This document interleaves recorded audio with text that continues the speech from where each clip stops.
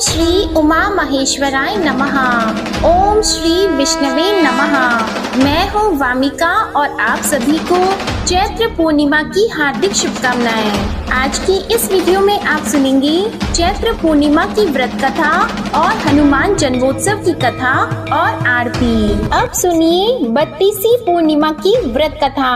प्रेम से बोलिए भगवान श्री विष्णु जी की जय, माता लक्ष्मी जी की जय। द्वापर युग में यशोदा माँ ने श्री कृष्ण से कहा कि हे कृष्ण, तुम सारे संसार के उत्पन्न करता, पालनहारी और संहार करता हो। आज मुझे कोई ऐसा व्रत बताओ जिसको करने से मृत्यु लोक में भी स्त्रियों को विधवा होने का भय न रहे तथा यह व्रत सभी मनुष्यों की मनोकामना पूर्ण करने वाला हो। श्री कृष्ण कहने लगे, हे माता, तुमने अति सुंदर प्रश्न किया है। मैं तुम्हें ऐसे एक व्रत के बारे में विस्तार से बताता हूँ। सौभाग्य की प्राप्ति के लिए स्त्रियों को 32 पूर्णिमा व्रत करना चाहिए। इस व्रत को करने से स्त्रियों को सौभाग्य की प्राप्ति होती है। यह व्रत अत्यंत सौभाग्य देने वाला और भगवान शिव के प्रति भक्ति को बढ़ाने वाला है। यशोदा जी कहने लगी, हे कृष्ण, प्रथम इस व्रत को मृत्यु लोक में किसने किया था? इसके विषय में विस्तार से मुझे बताओ। श्री कृष्ण कहने लगे, इस भूमंडल पर अनेक प्रकार के रत्नों से परिपूर्ण कातिका नाम की एक नगरी थी। वहाँ चंद्रहास नामक राजा राज्य करता था। उसी नगर में धनेश्वर नाम का एक ब्राह्मण था और उसकी स्त्री अति सुशीला रूपवती थी। दोनों ही उस नगरी में बड़े प्रेम से रहते थे। घर में धन धान्य आदि की कोई कमी नहीं थी, परंतु उनको बहुत बड़ा दुख था कि उनकी कोई संतान नहीं है। एक समय एक बड़ा योगी उस नगरी में आया। वह योगी उस ब्राह्मण के घर को छोड़कर अन्य सभी घरों से भिक्षा लेकर भोजन किया करता था। वह रूपवती से कभी भिक्षा नहीं लेता था। एक दिन वह योगी रूपवती से भिक्षा न लेकर किसी अन्य घर से भिक्षा लेकर गंगा किनारे जाकर भीक्षण को प्रेम पूर्वक ग्रहण करने लगा कि धनेश्वर ने योगी का यह सब कार्य देख लिया। अपनी भिक्षा के अनादर से दुखी होकर धनेश्वर योगी से बोला, हे महात्मन, आप सब घरों से भिक्षा लेते हैं, परंतु आप मेरे घर की भिक्षा कभी नहीं लेते। इसका क्या कारण है? योगी ने कहा, निसंतान के घर की भीख पतितों के अन्न के तुल्य होती है और जो पतितों का अन्न खाता है वह भी पतित हो जाता है। क्योंकि तुम निसंतान हो, इसलिए पतित हो जाने के भय से मैं तुम्हारे घर की भिक्षा नहीं लेता।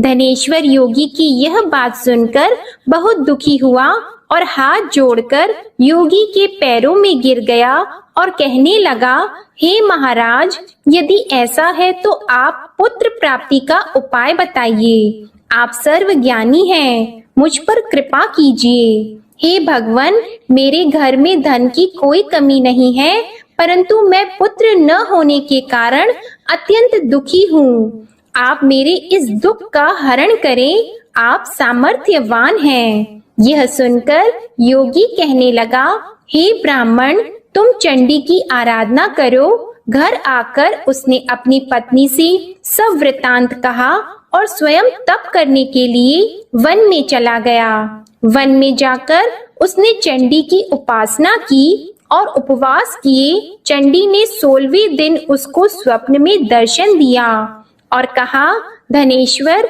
जा, तेरे घर पुत्र होगा। परंतु वह 16 वर्ष की आयु में ही मृत्यु को प्राप्त हो जाएगा। यदि तुम दोनों पति पत्नी 32 पूर्णमासियों का व्रत विधि पूर्वक करोगे तो वह दीर्घ आयु हो जाएगा। जितनी तुम्हारी सामर्थ्य हो, आटे के दिए बनाकर शिवजी भगवान का पूजन करना, परंतु पूर्णमासी के व्रत 32 होने चाहिए। प्रातः काल होने पर इस स्थान के समीप तुम्हें आम का वृक्ष दिखाई देगा। उस पर चढ़कर तुम एक फल तोड़कर शीघ्र ही अपने घर चले जाना और अपनी पत्नी से सब वृतांत कहना। ऋतु स्नान के पश्चात वह स्वच्छ होकर श्री शंकर भगवान का ध्यान करके उस फल को खा लेगी। शंकर भगवान की कृपा से उसको गर्भ हो जाएगा। जब वह ब्राह्मण प्रातः काल उठा तो उसने एक स्थान के पास ही आम का वृक्ष देखा जिस पर एक अत्यंत सुंदर आम का फल लगा हुआ था। उस ब्राह्मण ने उस आम के वृक्ष पर चढ़कर फल को तोड़ने का प्रयत्न किया, परंतु वृक्ष पर कई बार प्रयत्न करने पर भी वह चढ़ नहीं पाया। तब उस ब्राह्मण को बहुत चिंता हुई। तब विघ्न विनाशक श्री गणेश भगवान की वंदना करने लगा। हे दयानिधि, अपने भक्तों के विघ्नों का नाश करके उनके मंगल कार्य को करने वाले, दुष्टों का नाश करने वाले, रिद्धि सिद्धि प्रदान करने वाले, आप मुझ पर कृपा करके इतना बल दें कि मैं अपने मनोरथ को पूरा कर सकूं। इस प्रकार गणेश जी की प्रार्थना करने पर उनकी कृपा से धनेश्वर वृक्ष पर चढ़ गया और उसने सुंदर आम के फल को तोड़ लिया। और धनेश्वर ने सोचा कि वरदान से फल मिला था वो यही है और कोई फल तो दिखाई नहीं दे रहा। धनेश्वर ब्राह्मण ने जल्दी से घर जाकर अपनी पत्नी को वह फल दे दिया और उसकी पत्नी ने अपने पति के कहे अनुसार उस फल को खा लिया और वह गर्भवती हो गई। देवी जी की असीम कृपा से उसे एक अत्यंत सुंदर पुत्र उत्पन्न हुआ जिसका नाम उन्होंने देवी दास रखा। माता पिता के हर्ष और शोक के साथ वह बालक शुक्ल पक्ष के चंद्रमा के भांति अपने पिता के घर में बड़ा होने लगा। माता भवानी की कृपा से वह बालक बहुत ही सुंदर, सुशील, विद्या पढ़ने में बहुत ही निपुण हो गया। दुर्गा जी की आज्ञा अनुसार उसकी माता ने 32 पूर्णमासी का व्रत रखना आरंभ कर दिया जिससे उसका पुत्र बड़ी आयु वाला हो जाए। 16वां वर्ष लगते ही देवीदास के माता पिता को बड़ी चिंता हो गई कि कहीं उनके पुत्र की इस वर्ष मृत्यु न हो जाए। इसलिए उन्होंने अपने मन में विचार किया कि यदि यह दुर्घटना उनके सामने हो गई तो वे कैसे सहन करेंगे। इसलिए उन्होंने देवीदास के मामा को बुलाया और कहा, हमारी एक बहुत बड़ी इच्छा है कि देवीदास 1 वर्ष तक काशी में जाकर विद्या अध्ययन करे और उसको अकेला भी नहीं छोड़ना चाहिए। इसलिए साथ में आप चले जाएं और 1 वर्ष के पश्चात इसको वापस ले आना। सब प्रबंध करके उसके माता पिता ने काशी जाने के लिए देवीदास को एक घोड़े पर बिठाकर उसके मामा के साथ भेज दिया, परंतु यह बात उसके मामा या किसी और से नहीं बताई। धनेश्वर तथा उसकी पत्नी ने अपने पुत्र की मंगल कामना तथा दीर्घ आयु के लिए भगवती दुर्गा की आराधना और पूर्णमासियों का व्रत करना आरंभ कर दिया। इस प्रकार बराबर 32 पूर्णमासी के व्रत को उन्होंने पूरा किया। कुछ समय पश्चात एक दिन वह मामा और भांजा मार्ग में रात बिताने के लिए किसी गांव में ठहरे हुए थे। उस दिन उस गांव में ब्राह्मण की अत्यंत सुंदर, सुशीला और गुणवती कन्या का विवाह हो रहा था। जिस धर्मशाला के अंदर वर और उसकी बारात ठहरी हुई थी, उसी धर्मशाला में देवीदास और उसके मामा भी ठहरे हुए थे। संयोगवश कन्या को तेल आदि चढ़ाकर मंडप आदि का कार्य किया गया तो लग्न के समय वर को धनुर्वात हो गया।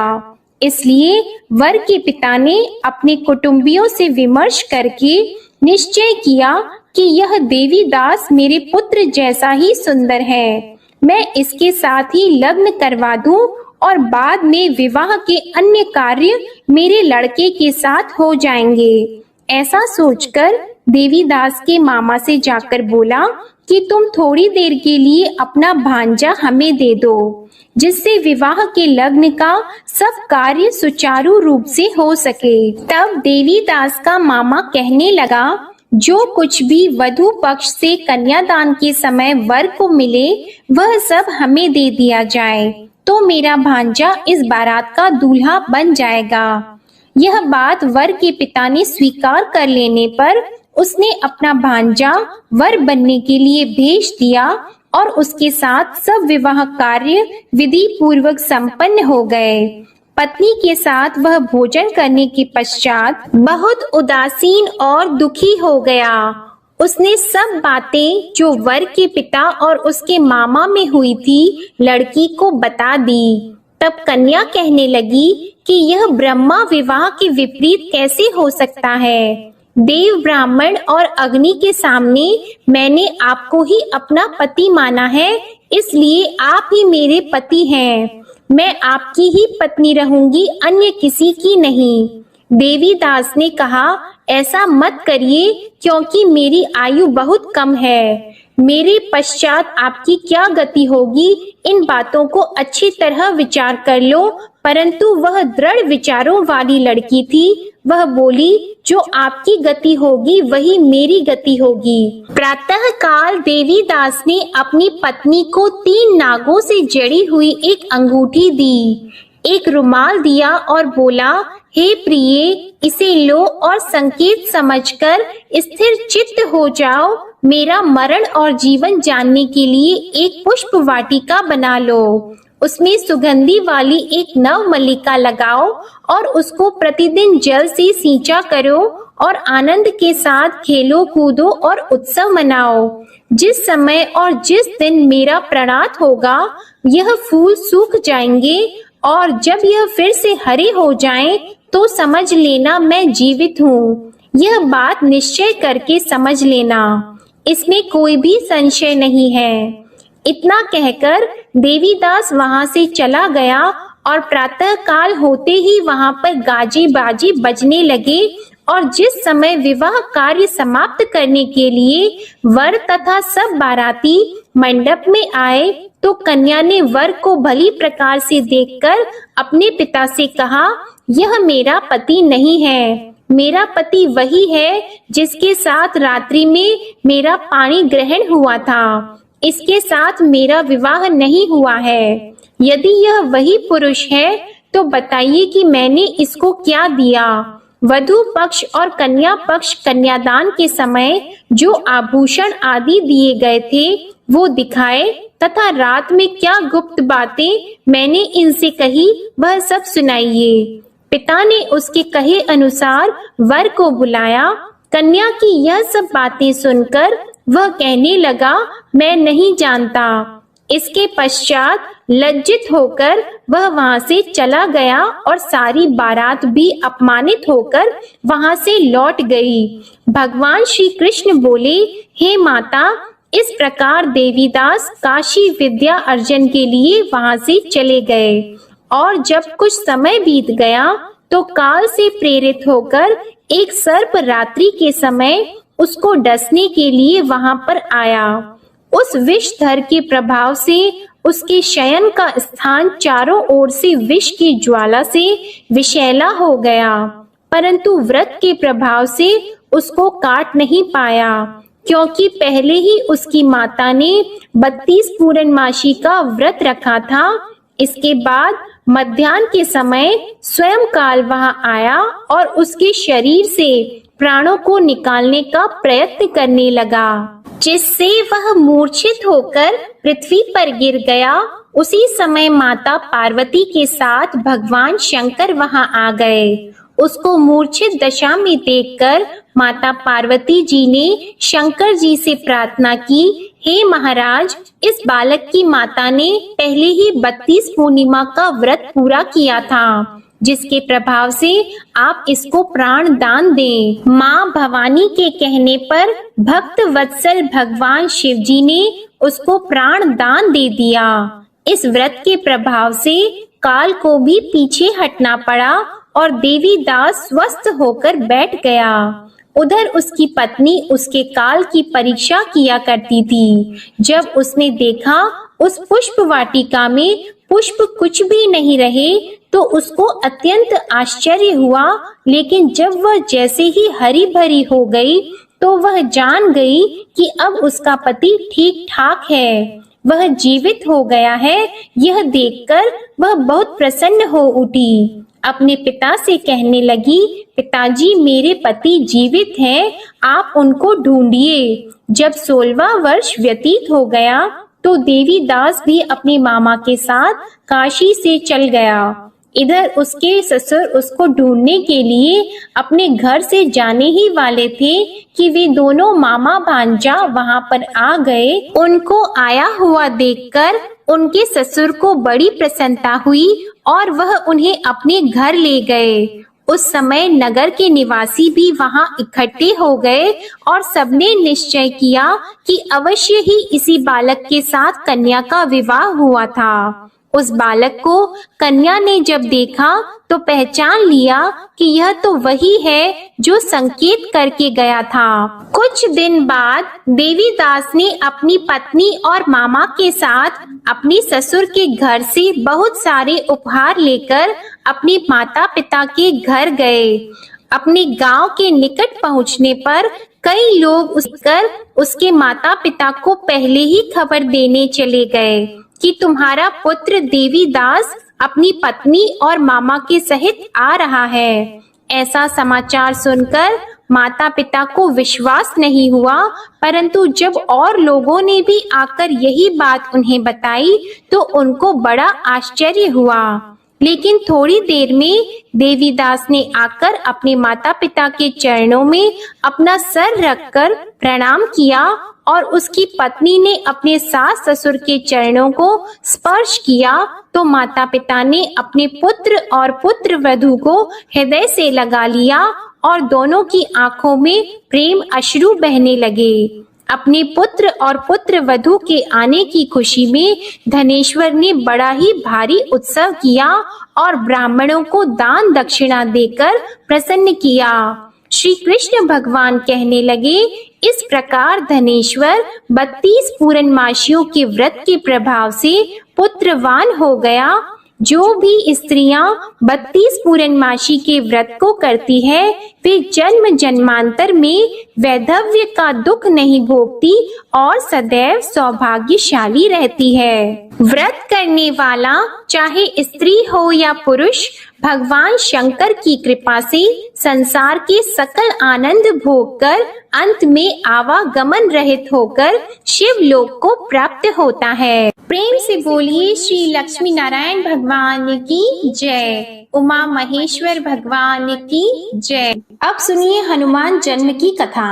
बहुत समय पहले त्रेता युग में अयोध्या नगरी में राजा दशरथ का बहुप्रख्यात और समृद्ध राज्य हुआ करता था। राजा दशरथ की 3 रानियां थीं, जिनका नाम कौशल्या, सुभद्रा और कैकेयी था। राजा दशरथ की एक भी संतान नहीं थी, जिसकी वजह से वे बेहद दुखी रहा करते थे। एक दिन अग्नि देव से मिली खीर को राजा दशरथ ने अपनी तीनों पत्नियों को दे दिया।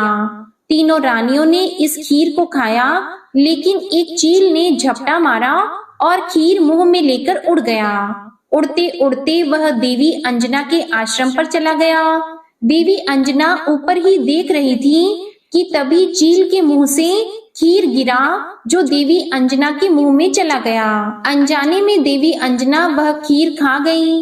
अग्निदेव द्वारा दी गई इस खीर की कृपा से माँ अंजना ने भगवान शिव के अवतार हनुमान जी को जन्म दिया। जिस दिन हनुमान जी का जन्म हुआ था उस दिन चैत्र मास के शुक्ल पक्ष की पूर्णिमा तिथि थी और वह मंगलवार का दिन था। कहा जाता है कि जब भगवान श्री हनुमान का जन्म हुआ था तब उन्होंने जनेऊ धारण करके रखा था।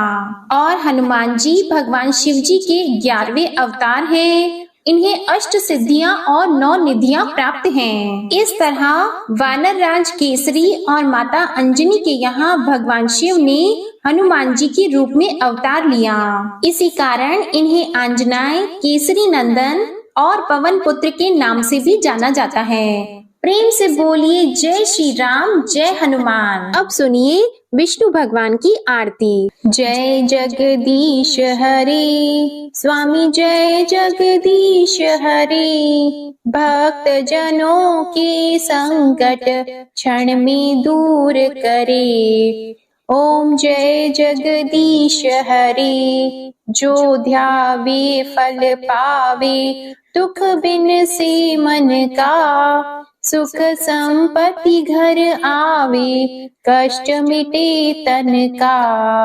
ओम जय जगदीश हरे, मात पिता तुम मेरी शरण गहूं किसकी, तुम बिन और न दूजा आस करूं जिसकी। ओम जय जगदीश हरे, तुम पूर्ण परमात्मा तुम अंतर्यामी, पार ब्रह्म परमेश्वर तुम सबके स्वामी। ओम जय जगदीश हरे, तुम करुणा के सागर तुम पालन करता, मैं मूर्ख खल कामी कृपा करो भरता।